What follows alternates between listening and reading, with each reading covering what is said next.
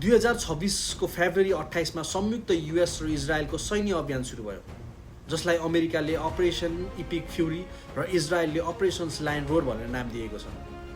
यस आक्रमणको एउटा प्रमुख औचित्य भनेको नै इरानको न्युक्लियर कार्यक्रम हो, जुनलाई अमेरिकी र इजरायली नेताहरूले क्षेत्रीय र विश्व सुरक्षाका लागि ठूलो खतराको रूपमा वर्णन गरेको छ।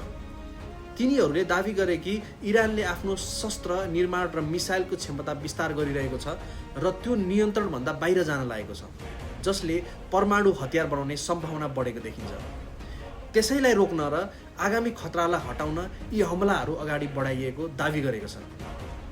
यसै क्रममा इजरायल र अमेरिकाले इरानका रणनीति स्थानहरूमा, मिसाइल साइटहरूमा सैन्य संरचना र उच्च स्तरका नेताहरूलाई निशाना बनाउँदै हवाई हमला गरिएको चलाइसकेको छ।